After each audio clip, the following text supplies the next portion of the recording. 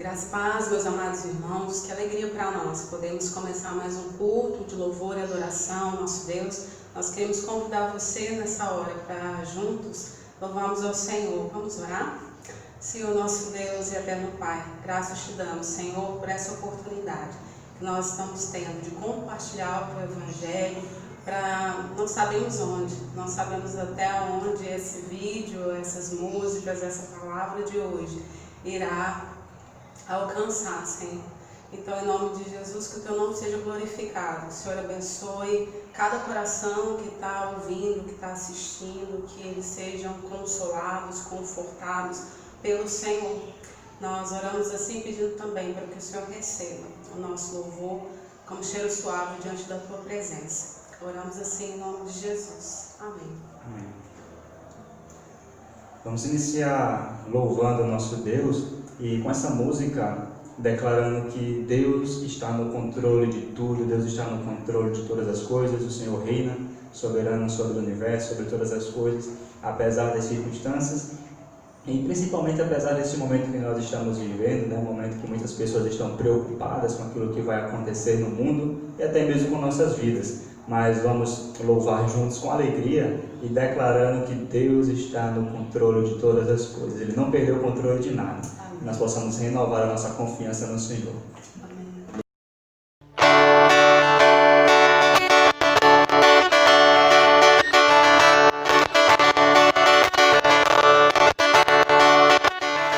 És meu pastor e nada faltará. As águas calmas me levarás, trazendo paz ao meu viver. E pela mão vais me guiar, quando no vale eu passar, não temerei.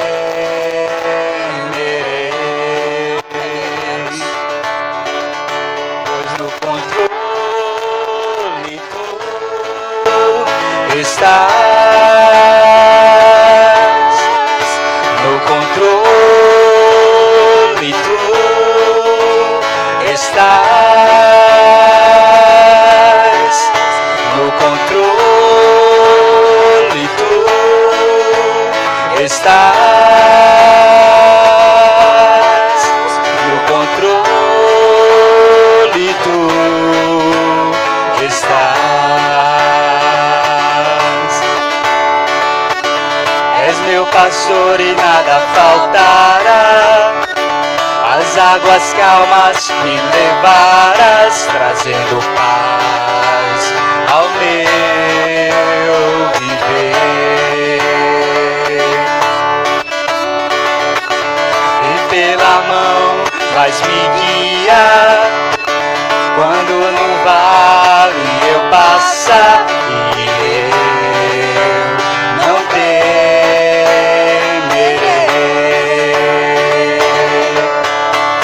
pois no controle tu estás,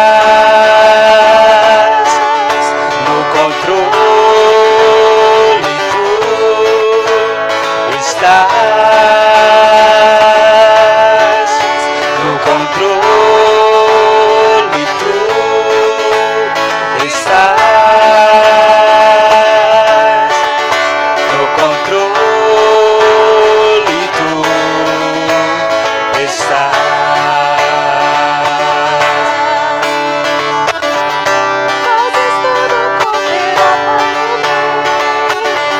Pois um plano soberano tens e conheces quem eu sou, e criaste o que sou, e me amas como sou. No controle, pois no controle tu estás,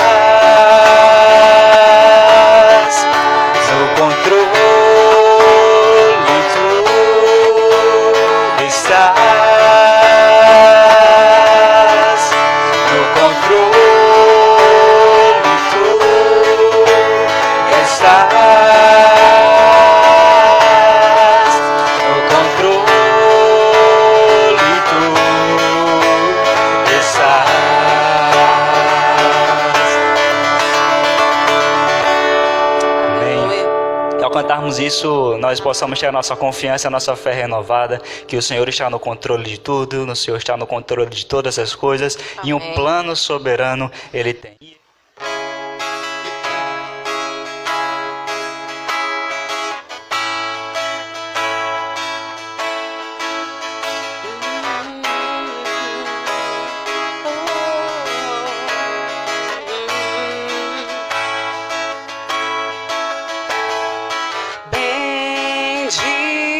Bendirei ao Senhor para sempre, proclamarei que o Senhor é bom. Bendirei ao Senhor para sempre, proclamarei que o Senhor é bom. O Senhor reina, reinará com majestade. O Senhor reina em justiça e em verdade. O Senhor reina, reinará com majestade. Declare isso. O Senhor reina em justiça e em verdade. O Senhor é bom, o Senhor é bom, sua misericórdia dura para sempre. O Senhor é bom, o Senhor é bom, sua misericórdia dura para sempre.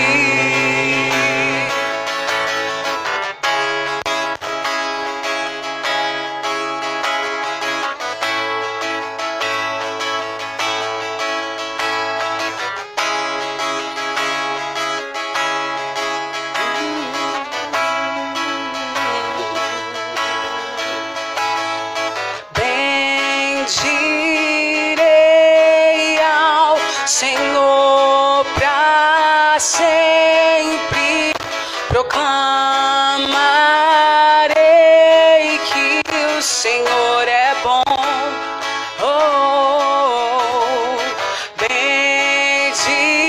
Bendirei ao Senhor para sempre, proclamarei que o Senhor é bom. O Senhor reina, reinará com majestade. O Senhor reina em justiça e em verdade. Ele reina. O Senhor reina, reinará com majestade.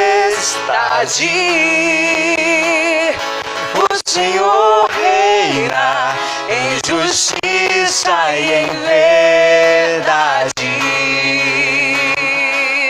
O Senhor é bom, o Senhor é bom, sua misericórdia dura para sempre.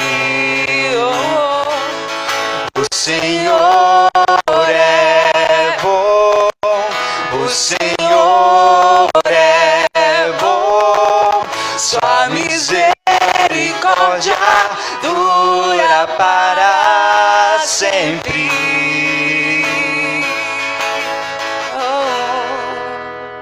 Deus, apesar das das circunstâncias, apesar de toda essa situação que nós passamos, que nós possamos ter o nosso coração grato, porque Ele tem cuidado de nós em todos os momentos, Ele tem providenciado tudo o que é necessário para o nosso sustento. Ele continua sempre olhando por cada um de nós. Então vamos cantar ao Senhor com gratidão em nosso coração por tudo aquilo que Ele tem nos feito. Vamos louvá-lo.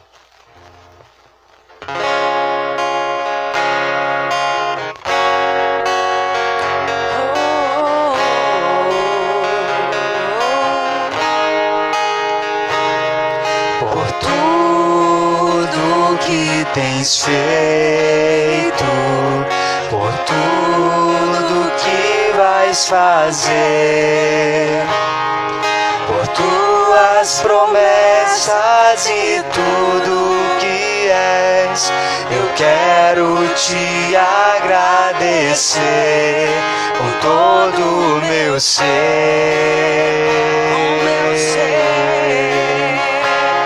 Por tudo que tens feito, por tudo que vais fazer, por tuas promessas e tudo que és, eu quero te agradecer com todo o meu ser. Te agradeço, meu Senhor.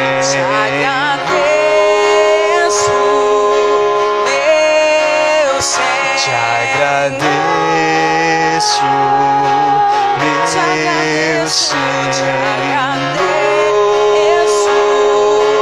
meu Senhor.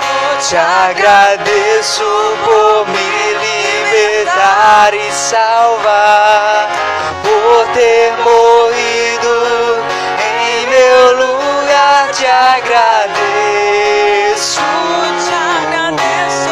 Jesus, te agradeço, eu te agradeço, te agradeço, te agradeço por me libertar e salvar, por ter morrido em meu lugar. Te agradeço, Jesus, te agradeço, eu te agradeço,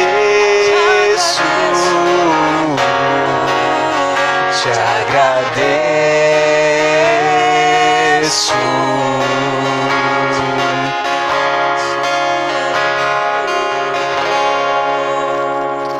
Amém, que o nosso coração seja sempre grato ao nosso Deus. Irmãos, há algum tempo eu iniciei aqui na igreja uma série de exposições no Evangelho de Mateus. Então hoje nós daremos continuidade. Então os irmãos já podem abrir as suas Bíblias no Evangelho de Mateus, capítulo 4. Evangelho de Mateus, capítulo 4. Para que a gente possa fazer uma breve introdução daquilo que já foi ministrado em outras ocasiões, vamos voltar para o capítulo 1. Você já pode ficar no capítulo 4, certo? O Evangelho de Mateus, meus irmãos, ele foi escrito principalmente para os judeus. Mateus escreveu para os judeus para que eles pudessem ter a certeza que Jesus Cristo era, de fato, o Messias que a nação de Israel estava aguardando. Para que a nação de Israel pudesse ter a certeza que, de fato, Jesus Cristo era o herdeiro legítimo do trono de Davi. Ou seja, que Jesus era, de fato, o rei tão aguardado da nação de Israel. Certo? Então, quando nós vemos aqui no capítulo 1, nós vemos a genealogia de Jesus, que a genealogia geralmente muitas pessoas gostam de pular, né? Porque são vários nomes, a gente não entende por que tem tanto nome assim na Bíblia, mas para os judeus isso tem um propósito fundamental, porque a genealogia de Jesus nos mostra que ele é descendente de Abraão e também descendente de Davi, ou seja, ele é de fato o herdeiro legítimo do trono de Davi. Ele é de fato alguém que pode ocupar o trono, ele é o rei descendente de Davi.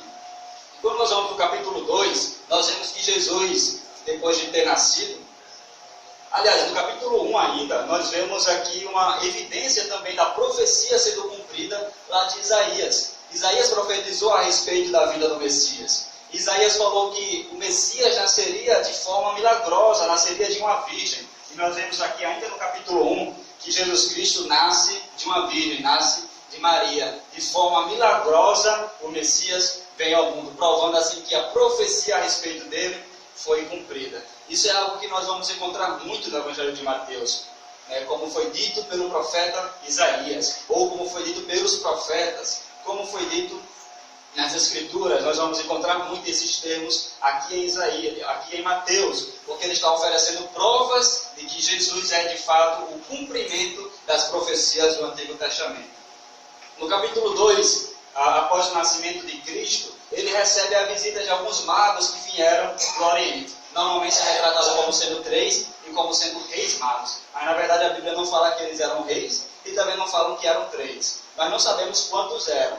Pode até ser que sejam de fato 3, mas a Bíblia não relata o número de magos que foi visitar Jesus. Mas fala que eles levaram 3 presentes. E esses presentes que eles levaram eram presentes que eram dignos de um rei. Ou seja, quando os magos foram levar esses presentes para Jesus, eles estavam reconhecendo que Jesus era de fato o rei aguardado.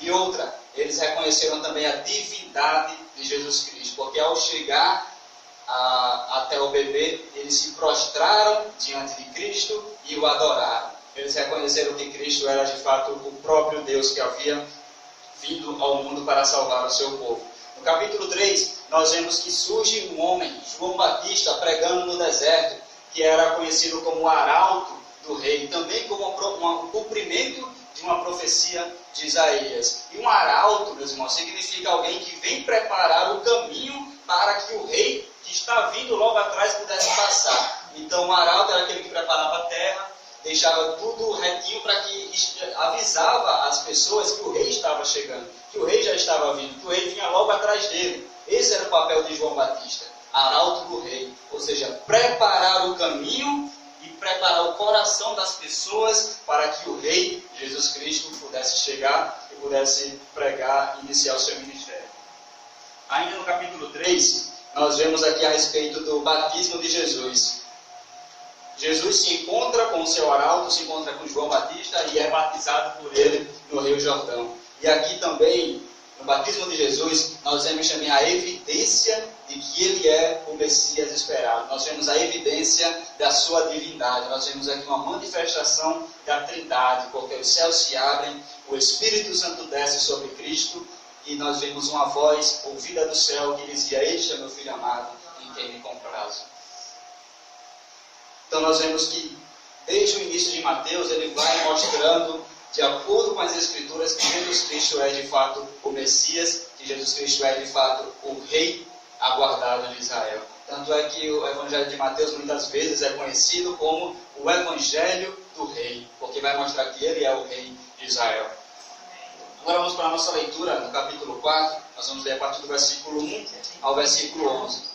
Mateus 4, a partir do versículo 1 ao versículo 11, diz assim: A seguir, foi Jesus levado pelo Espírito ao deserto para ser tentado pelo diabo. E depois de jejuar 40 dias e 40 noites, teve fome. Então o tentador, aproximando-se, lhe disse: Se és filho de Deus, manda que estas pedras se transformem em pães. Jesus, porém, respondeu: Está escrito, não só de pão viverá o homem, mas de toda a palavra que procede da boca de Deus. Então o diabo levou a cidade santa, colocou-o sobre o pináculo do templo e lhe disse: Se és filho de Deus, atira-te abaixo, porque está escrito: Aos seus anjos ordenará a teu respeito que te guardem, e eles te susterão nas suas mãos para não tropeçares em alguma pedra. Respondeu-lhe Jesus: Também está escrito: Não tentarás o Senhor teu Deus. Levou-o ainda o diabo a um monte muito alto, mostrou-lhe todos os reinos do mundo e a glória deles. E lhe disse: Tudo isto te darei, se prostrado me adorares. Então Jesus lhe ordenou: Retira-te, Satanás, porque está escrito: Ao Senhor teu Deus adorarás, e só a ele darás culto. Com isto o deixou o diabo, e eis que vieram anjos e o serviram. Amém. Vamos orar mais uma vez, irmãos. Santo Deus, amado Pai, nós te damos graças, ó Deus, pela Tua palavra. Nós te damos graças, ó Deus, porque nós temos o privilégio, Pai, de termos a Tua palavra em nossas mãos. A revelação, a Tua revelação, Pai, para o Teu povo, para a Tua igreja, Pai. Então te peço, Pai, que nessa noite o Senhor possa falar aos nossos corações, Pai. E para isso pedimos, ó Deus, a ajuda e o auxílio do Teu Espírito Santo, ó Deus. Que Teu Espírito Santo seja, Pai, sobre mim e me use para falar ao Teu povo aquilo que o Senhor deseja que eu fale, Deus. E que o Teu Espírito Santo seja com cada um dos que estão aqui presentes, Pai, iluminando as nossas mentes e nos dando o entendimento acerca da Tua santa palavra, Deus. Que nós possamos sair daqui, ó Deus, com a Tua palavra guardada em nossas mentes, em nossos corações, ó Deus. Possamos sair daqui transformados e impactados pela Tua santa palavra, Deus. Essa é a oração que eu te faço, em nome de Cristo. Amém. Meus irmãos, quando nós começamos a ler esse texto de Mateus capítulo 4, nós vemos aqui um fato bem interessante. Jesus tinha acabado de ser batizado nas águas do Rio Jordão por João Batista. Nós vemos uma coisa que lá, que não está relatado aqui no Evangelho de Mateus, mas é relatado por Marcos.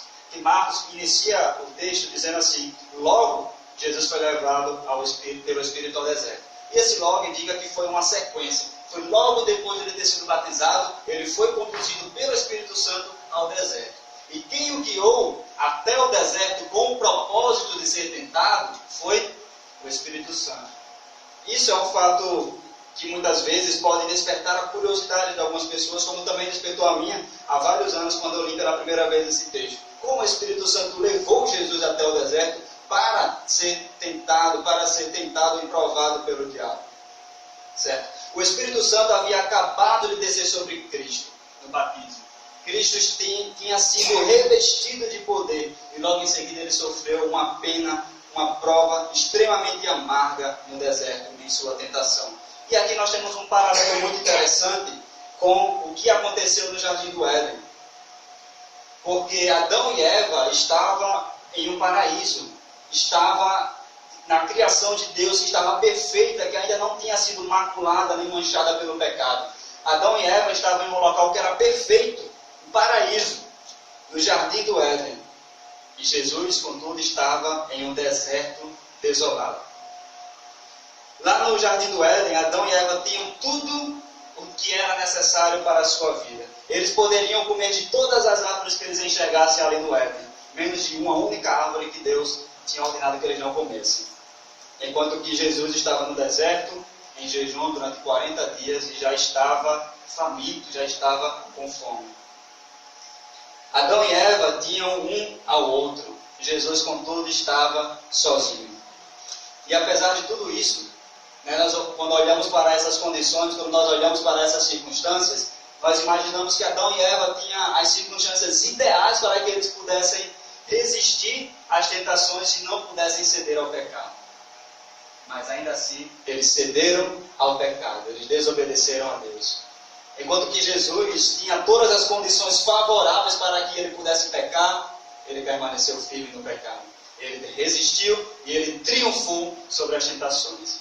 E nós vemos aqui, nesse primeiro ponto, que não são as circunstâncias, não são os locais em que nós estamos que irão nos influenciar ao pecado, que vamos fazer pecar, aliás. Mas sim a determinação do nosso coração. Se nós estamos realmente determinados em obedecer a Deus ou em obedecer às nossas próprias vontades, aos nossos próprios desejos. Além disso, o deserto também tem um significado muito peculiar para o povo de Israel. Já que Mateus está aqui escrevendo para o povo de Israel, quando eles leem a respeito disso, que Jesus foi conduzido até o deserto, eles lembram imediatamente acerca do deserto que seus pais também passaram. Porque os seus pais, os seus antepassados, no período do Êxodo, passaram por 40 anos em peregrinação pelo deserto, até chegar à Terra Prometida. E uma geração inteira que estava peregrinando pelo deserto, não entrou na Terra Prometida, porque eles cederam à tentação. Porque eles desobedeceram a Deus. Eles passaram 40 anos no deserto. E durante esse tempo que eles passaram no deserto, eles foram constantemente tentados pelo diabo. E muitos cederam a essa tentação. O deserto, então, era o caminho necessário para chegar até a terra prometida. Mas uma geração inteira falhou nesse propósito. Contudo, Cristo, como nós vemos nesse texto, ele passou pelo deserto por 40 dias, paralelo com o tempo que os hebreus passaram no deserto, 40 anos, mas Jesus triunfou, diferentemente dos hebreus que cederam à tentação. E nós podemos nos perguntar, por que o Espírito Santo levou Cristo ao deserto para ser tentado? Por que Cristo precisava passar por essa aprovação, por essa tentação? Quando nós olhamos aqui o texto de Hebreus, capítulo 2, versículo 17 e 18, diz o seguinte: por isso mesmo, convinha que em todas as coisas se tornasse semelhante aos seus irmãos, para ser misericordioso e fiel sumo sacerdote nas coisas referentes a Deus e para fazer propiciação pelos pecados do povo. Pois naquilo que ele mesmo sofreu, tendo sido tentado, é poderoso para socorrer os que são tentados. Então Cristo precisava passar por essa tentação também, para que ele pudesse ser semelhante a cada um de nós, porque o próprio Deus se fez homem. Ele se fez homem, como o Filipenses 2 deixa bem claro. Ele deixou a sua glória e veio à terra, se fez homem. Ele não deixou de ser Deus, ele não perdeu os seus atributos divinos. Ele apenas por um tempo deixou de usá-los aqui na terra, mas ele precisava ser semelhante aos seres humanos, ou como diz Hebreus, aos irmãos, com o propósito de que ele pudesse fazer propiciação pelos pecados do povo. E o autor de Hebreus coloca aqui a tentação como sendo um período de sofrimento. Ele diz, pois aquilo que ele mesmo sofreu, tendo sido tentado, ele é poderoso para socorrer os que são tentados. Então Cristo, ele sabe muito bem a tentação que eu e você experimentamos, porque ele também passou por tentação. Ele sofreu, na verdade, muito mais daquilo que nós sofremos, porque foi uma intensidade muito maior do que a intensidade que nós sofremos em nossa tentação. E Cristo não pecou em nenhum momento. A intensidade da tentação de Cristo foi muito maior. Por que nós podemos dizer isso? Porque nós, muitas vezes, não enfrentamos a tentação na sua força máxima com que ela vem. Nós não enfrentamos a tentação com uma intensidade grande, muitas vezes. Por quê? Porque logo quando a tentação vem, muitas vezes nós cedemos logo a tentação. Então nós não enfrentamos o poder máximo da tentação. Mas Cristo não. Cristo ele enfrentou a tentação e foi até o ápice da tentação. Enfrentou a tentação com toda a sua intensidade e força. Porque ele permaneceu resistindo à tentação. E por isso a tentação veio uma intensidade muito maior sobre Cristo. Mas ainda assim, ele resistiu. E ele resistiu para que ele pudesse também nos auxiliar quando nós estivermos fracos. Para que ele pudesse ser socorro e auxílio em nossas fraquezas quando nós formos tentados. O versículo 2 diz que depois de jejuar 40 dias e 40 noites, ele teve fome. Então Cristo permaneceu durante 40 dias no deserto em jejum. E apesar de o Evangelho de Mateus não relatar, ele estava em constante oração durante esse período. Porque o período de jejum, que é relatado na Bíblia, é sempre também um período de oração. Então o período de jejum não é simplesmente ficar sem comer, ficar fazendo qualquer outro tipo de atividade. Algumas pessoas já até me perguntaram a respeito do jejum. E elas perguntaram se poderia ficar sem comer e, sei lá, estar jogando videogame, por exemplo. Então está acessando a internet. Isso não é um jejum. É só você deixar de comer. O jejum, na verdade, é você se abster da comida para saciar a sua necessidade física, mas se alimentar espiritualmente, em oração e palavra de Deus. E era exatamente isso que Cristo estava fazendo. Estava fortalecendo o seu espírito para que ele pudesse iniciar o seu ministério logo em seguida. Passando esse tempo de 40 dias de jejum e constante oração. Porque Jesus Cristo era também homem, ele também teve fome. A sua natureza humana também clamava por comida, como qualquer um de nós também temos fome. Ele era perfeitamente homem e perfeitamente Deus. Versículo 3. Então o tentador, aproximando-se, lhe disse: se és filho de Deus, manda que estas pedras se transformem em pães. Então aqui nós vemos a primeira atuação, a primeira tentação que é relatada no Evangelho de Mateus. E Satanás aqui ataca as necessidades físicas de Cristo. Cristo tinha necessidade de pão, Cristo tinha necessidade de comida, assim como qualquer um de nós temos. Ele também tinha necessidades físicas, porque ele estava em sua natureza humana aqui na terra. Então, Satanás vem até Cristo, e muito provavelmente, apesar de não estar relatado aqui, muito provavelmente Satanás já estava o tentando durante todo o período de 40 dias que ele estava no deserto. Não somente agora, mas nessa tentação parece que é algo muito mais intenso do que ele já tinha experimentado antes. E ao que parece, Satanás aparece de forma corpórea a Cristo. Satanás aparece em corpo a Cristo. Por isso a tentação foi de forma muito mais intensa. Mas o propósito de Satanás aqui com essa tentação não é simplesmente satisfazer as necessidades físicas de Cristo. Não é simplesmente porque Cristo está com fome e Satanás é bonzinho e quer que Cristo coma o pão para que ele não morra, não desfaleça, para que ele supra as suas necessidades físicas. Não, não é esse o propósito de Satanás ao lançar essa tentação sobre Cristo. Mas sim lançar dúvidas a respeito da palavra que Cristo acabara de ouvir em seu batismo. Em Mateus 3,17 diz o seguinte: enquanto Cristo estava nas águas sendo batizado por João, ele ouve uma voz dos céus que dizia: este é o meu filho amado, em quem me comprazo. Deus Pai falou essa frase do céu, se referindo a Jesus Cristo que estava nas águas de batismo, já mostrando a sua aprovação para com o seu filho Jesus Cristo, dizendo: este é meu filho, esse é aquele que eu iria enviar para salvar o meu povo dos seus pecados, e eu me alegro nele, ele já tem a minha aprovação. E Satanás, quando aparece para Cristo, ele lança dúvidas a respeito dessa palavra que ele acabara de ouvir. Da mesma forma como foi no Jardim do Éden. Quando a serpente, Satanás na serpente aparece para Eva, a serpente pergunta para Eva: é assim que Deus disse? A serpente lança uma dúvida a respeito da palavra de Deus que Eva tinha acabado de ouvir. E Satanás se aproveitou das circunstâncias.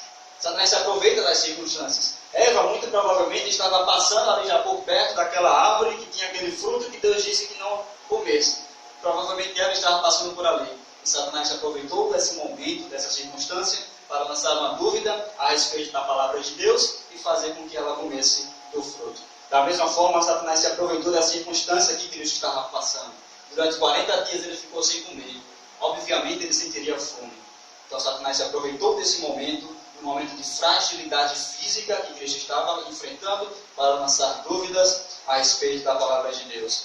E quando Satanás diz, aqui no versículo 3, se és filho de Deus, nós podemos até entender dessa forma: pode um filho de Deus passar fome? Talvez Satanás quisesse lançar essa dúvida no coração de Jesus. Olhe, você acabou de ouvir lá no batismo que você é filho de Deus e que Deus tem alegria em você. Mas se você é filho de Deus, por que Ele está deixando você nessa situação aqui com fome? Por que você está passando essa necessidade física? Você está com fome. Se você verdadeiramente é filho de Deus, você não pode passar por isso. Da mesma forma, acontece nos dias de hoje. Satanás começa a lançar dúvida no coração dos crentes. Olha, se Deus é tão bom, por que você está passando por essa dificuldade financeira? Se Deus é tão bom, por que você está passando por essa crise no seu casamento? Se Deus é tão bom, por que você está passando por esses problemas de saúde? Você não é filho de Deus? Satanás pode lançar essa dúvida no coração dos crentes, assim como tentou lançar dúvida no coração de Jesus. O que o diabo queria naquele momento não era simplesmente satisfazer as necessidades físicas de Cristo, mas era que ele abandonasse a dependência de Deus. Satanás perguntou: já que você é filho de Deus, ou seja, já que você tem poder, não dependa de Deus, não espere por Deus, faça alguma coisa você mesmo, porque você pode fazer. Não, você não precisa de Deus. Você não precisa de Deus. Meus irmãos, o simples fato de comer pão não era pecado. Claro, não é pecado. Não seria pecado satisfazer a necessidade física. Todos nós temos. Mas seria pecado naquele momento, porque se Cristo tivesse transformado as pedras em pão, como o diabo sugeriu, ele estaria deixando de lado a vontade de Deus e estaria fazendo a vontade do diabo. João, capítulo 4, versículo 34, diz o seguinte: disse-lhe Jesus: a minha comida consiste em fazer a vontade daquele que me enviou e realizar a sua obra. João 6,38 também diz: porque eu desci do céu, não para fazer a minha própria vontade, e sim a vontade daquele que me enviou. Jesus tinha um propósito bem estabelecido em seu coração. Jesus tinha um propósito bem estabelecido. Ele veio para cumprir o propósito, ele se manteve firme nesse propósito. E como foi a forma que Cristo resistiu à tentação? Com a palavra de Deus.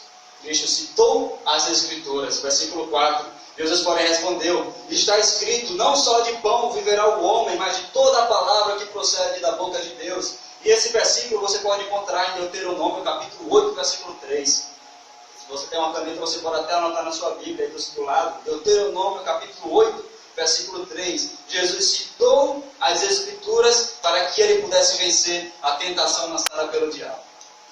E quando Cristo disse isso, não só de pão viverá o homem, ele quis dizer que, independentemente da situação, é sempre melhor servir a Deus. A comida não é mais importante, a comida não é o mais essencial à vida, mas sim a palavra de Deus. As nossas necessidades físicas não são mais importantes para a nossa sobrevivência, mas sim fazer a vontade de Deus. Dessa forma, citando as Escrituras, Cristo repreendeu a ação do maligno. E então, quando Cristo citou as Escrituras, o diabo percebe que Cristo estava determinado a viver pela palavra de Deus, viver guiado pela palavra de Deus. Então, o que é que o diabo faz? O leva até a cidade santa, no pináculo do templo. No versículo 5 diz: então o diabo levou a cidade santa, colocou sobre o pináculo do templo e lhe disse: se és o Filho de Deus, atira-te abaixo, porque está escrito: aos seus anjos ordenará o teu respeito, que te guardem, e eles te susterão as suas mãos para não tropeçares em alguma pedra.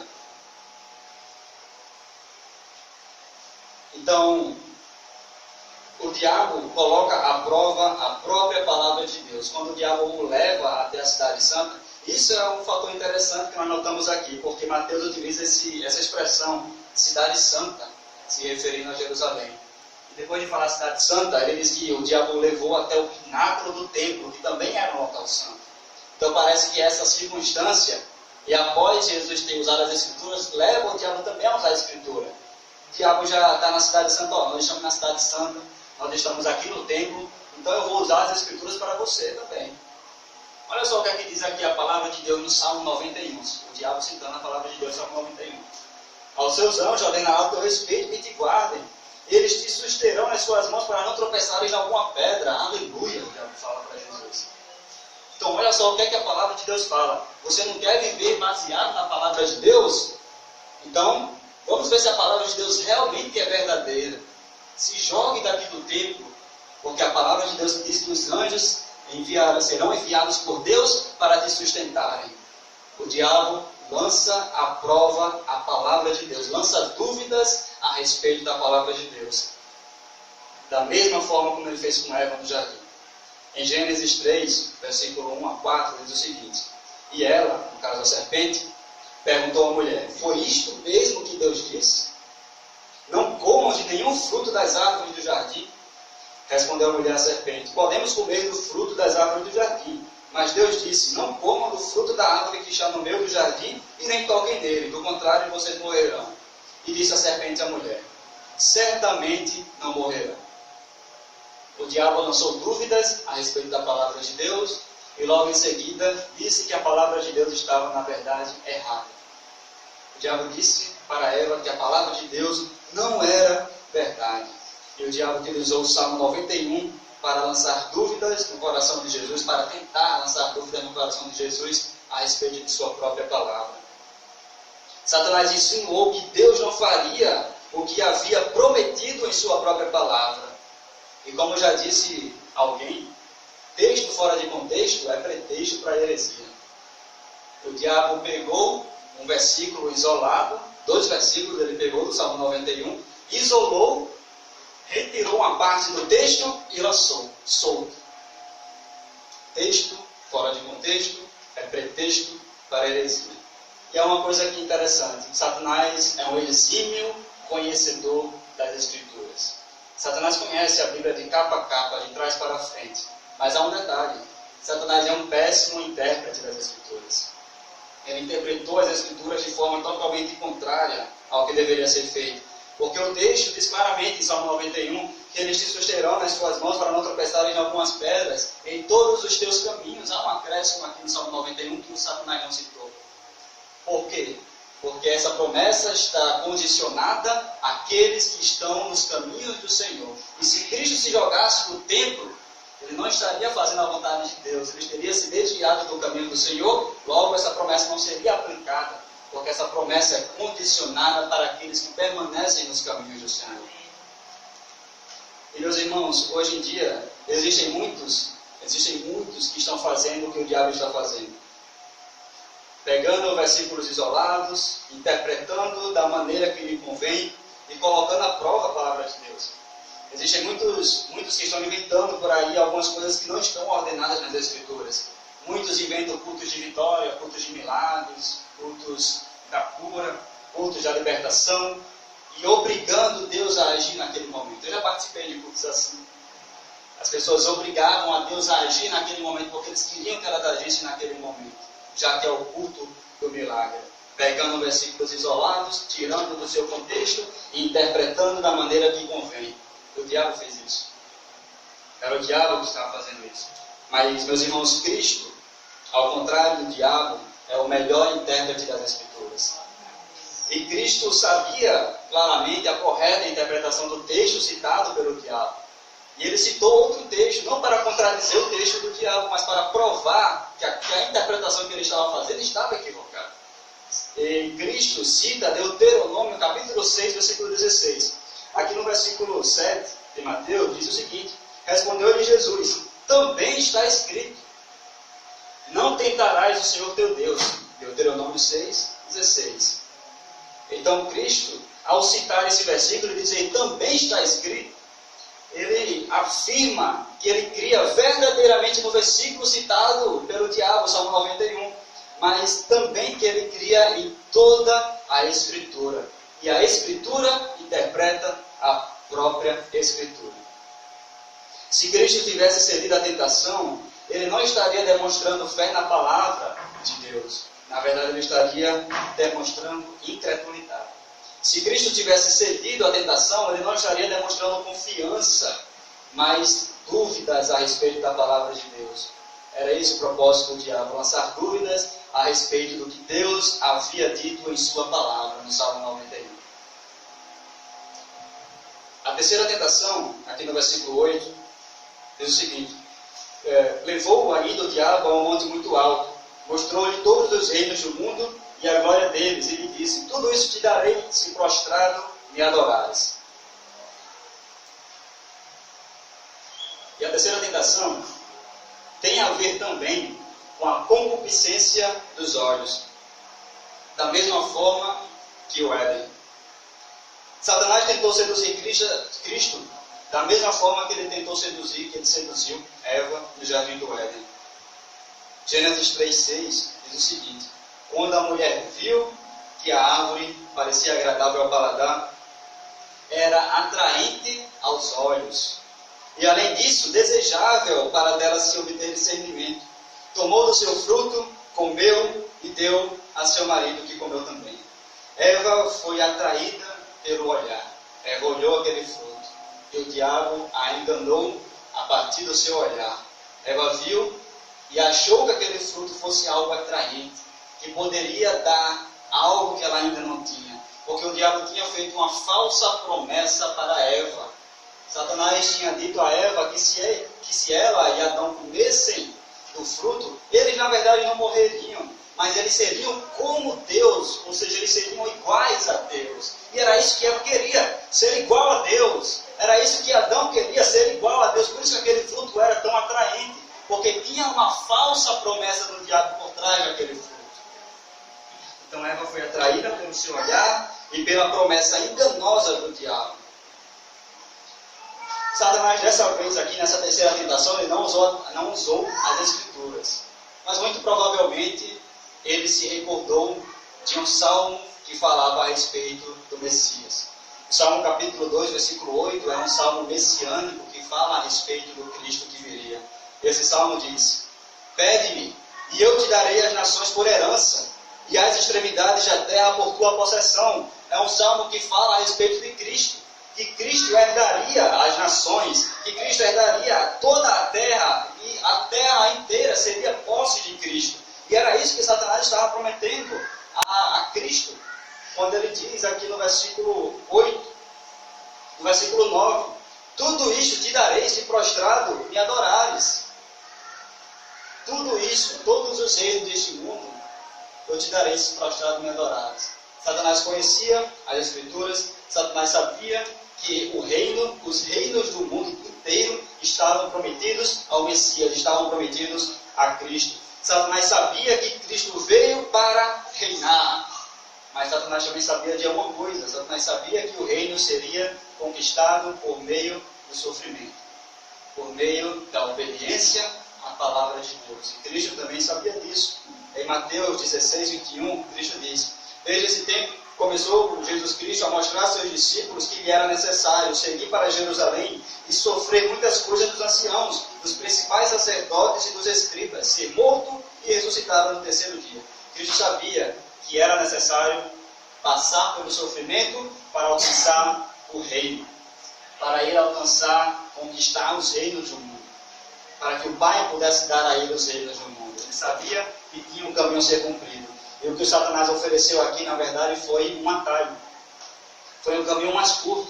Satanás havia dito aqui a Cristo o seguinte: olha só, você não precisa passar por sofrimento, você não precisa seguir por esse caminho que você está seguindo. Você pode ter tudo isso agora. Tudo isso, mostrou todos os reinos do mundo. Todos esses reinos do mundo, você pode ter agora, sem sofrimento. Basta que você faça uma única coisa. É só você se ajoelhar e me adorar. Mais uma vez, Cristo vence a tentação por meio da palavra de Deus. Versículo 9 diz o seguinte, versículo 10, aliás: então Jesus lhe ordenou: retira-te, Satanás, porque está escrito: ao Senhor teu Deus adorarás, e só a Ele darás culto. Cristo cita Deuteronômio, capítulo 6, versículo 13. Todos esses três textos que Cristo cita estão em Deuteronômio, nas Escrituras, a palavra de Deus. Então, embora Satanás tivesse lhe apresentado um caminho mais fácil para se chegar ao alvo, isso custaria um preço altíssimo. Custaria a queda do Filho de Deus. E se o Filho de Deus falhasse em sua missão, o próprio Deus haveria falhado. Deus haveria negado a si mesmo. Porque no batismo Deus disse: esse é meu Filho amado em quem eu me alegro. Ou seja, demonstrou a sua satisfação no Filho, demonstrou a sua aprovação pelas atitudes do Filho. E se o Filho tivesse desobedecido, tivesse caído em pecado, o próprio Deus teria falhado. Mas Cristo se apegou à palavra de Deus e, citando as Escrituras, venceu mais uma vez a tentação. Amém. E o versículo 11 diz: com isso o deixou o diabo, e eis que vieram anjos e o serviram. Meus irmãos, a tentação de Cristo foi intensa, mais intensa do que qualquer outra tentação que qualquer homem possa ter enfrentado. Mas por meio da palavra de Deus ele resistiu. A todas as tentações ele venceu por meio da palavra de Deus. E o Senhor o recompensou no final.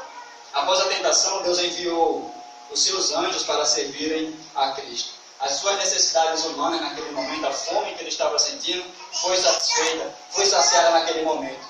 E que banquete que Cristo experimentou naquele momento? Um banquete servido pelos próprios anjos.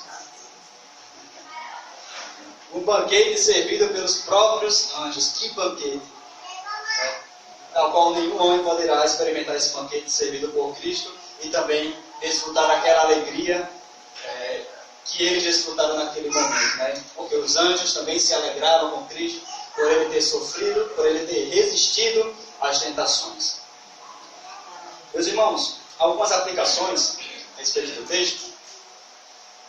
Em primeiro lugar, a tentação foi vencida pela palavra de Deus. Meus irmãos, é muito comum no meio evangélico nós escutarmos algumas expressões, como por exemplo, está amarrado ou está repreendido. Essas expressões muitas vezes são utilizadas para que de alguma forma as ações do diabo sejam neutralizadas, sejam apagadas, para que nós possamos resistir contra as ações do diabo sobre as nossas vidas. As pessoas dizem essas palavras. Mas na verdade, não é dessa forma que nós iremos repreender a ação do diabo. Não é somente dizer que está repreendido que nós iremos repreender a ação do diabo. Como nós vemos aqui na palavra de Deus, Cristo repreendeu a ação do diabo, citando as Escrituras. Salmo capítulo 119, versículo 11. Guardei a tua palavra no meu coração para não pecar contra ti. E Cristo conhecia bem a palavra de Deus. Ele usou a palavra de Deus para vencer as suas tentações. E para que nós consigamos vencer as tentações, nós precisamos da palavra de Deus. Nós precisamos conhecer bem a palavra de Deus. A palavra de Deus precisa estar em nosso coração. Mas como eu falei, o diabo conhece bem também a palavra de Deus. Mas a diferença é que Cristo era obediente à palavra de Deus. E o diabo não. E nós, para que possamos vencer as tentações, precisamos conhecer a palavra de Deus, tê-la em nosso coração e sermos obedientes a ela. Dessa forma é que nós iremos vencer as tentações, conhecendo profundamente a palavra de Deus. E Cristo mostrou que é possível, porque ele estava em sua natureza humana. Ele não deixou de ser Deus, mas em sua natureza humana ele foi tentado e venceu pela palavra de Deus, para que nós possamos ter a certeza que nós também poderemos vencer pela palavra de Deus. Em segundo lugar, Cristo venceu as tentações porque estava cheio do Espírito Santo. Cristo, como eu falei, Cristo havia acabado de sair do batismo, onde ele foi cheio do Espírito Santo. E nós precisamos entender uma coisa também, que o diabo ele não vai deixar de nos tentar porque nós estamos em jejum, porque nós estamos em constante oração. Porque o período de tentação mais intensa contra Jesus foi o período que Jesus estava mais próximo de Deus, em oração constante, em jejum constante. E foi nesse momento que o diabo veio com a tentação ainda mais intensa. Meus irmãos, nós precisamos, assim como Cristo, estar cheios do Espírito Santo para que possamos resistir às tentações. Nós não conseguiremos vencer as tentações por meio das nossas próprias forças. Se nós tentarmos vencer pelas nossas próprias forças, será em vão, nós iremos falhar. Mateus 26:35 diz o seguinte: então Pedro lhe declarou: mesmo que seja necessário que eu morra junto a ti, de modo algum te negarei. O que aconteceu com Pedro depois? Pedro negou a Cristo. Pedro não se atentou ao aviso de Cristo que ele o negaria. Pedro confiou em si mesmo. Pedro não confiou em Cristo. Por isso Pedro falhou e o negou. E logo em seguida, no versículo 41, Cristo diz: vigiai e orai para que não entreis em tentação. O espírito, na verdade, está pronto, mas a carne, nosso corpo, a nossa carne é fraca. E Paulo também diz: aquele, pois, que pensa que está em pé, cuide para que não caia. 1 Coríntios 10:12.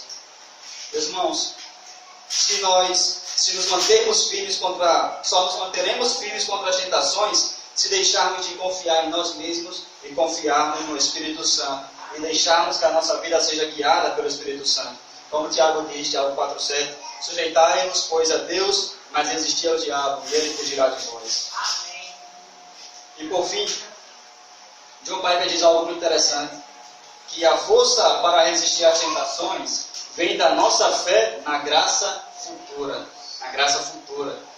Ou seja, que Deus providenciará tudo o que é necessário para nós. Amém. As promessas do diabo são enganosas, como nós vemos aqui. O diabo prometeu a Eva uma coisa que ele não poderia cumprir. O diabo prometeu também a Cristo os reinos deste mundo, mas ele não poderia cumprir. Porque ele é o pai da mentira. E ele promete algo que ele não pode cumprir. Então as promessas do pecado são promessas enganosas. Oi? As promessas do diabo são promessas enganosas. Ele promete algo que ele não pode cumprir. Apenas Cristo, apenas Deus pode satisfazer as nossas necessidades. Abram, para nós finalizarmos, abram a sua Bíblia em Hebreus, capítulo 12, versículo 2. Oi? Rapaz. Tchau.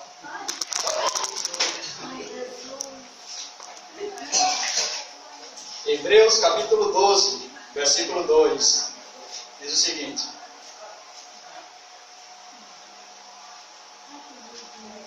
olhando firmemente para o autor e consumador da fé, Jesus, o qual, em troca da alegria que lhe estava proposta, suportou a cruz, não fazendo caso da ignomínia, e está assentado à destra do trono de Deus.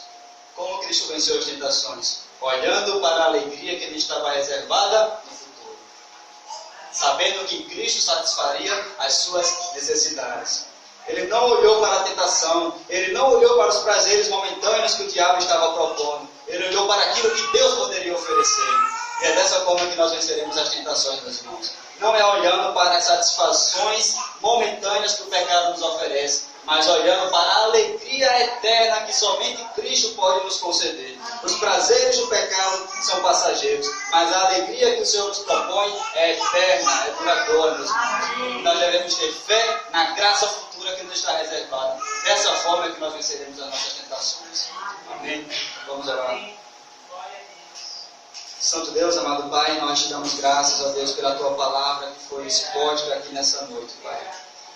Nós oramos, ó Deus, para que o Teu Espírito Santo seja com cada um de nós, Pai. Que Teu Espírito Santo nos encha, que nós possamos estar repletos do Teu Espírito, cheio da Tua Santa Palavra, Deus, assim como Cristo era cheio da Tua Palavra, assim como o salmista falou, que guarda a palavra no coração para não pecar contra Ti, ó Deus, que seja assim com a nossa vida, Pai.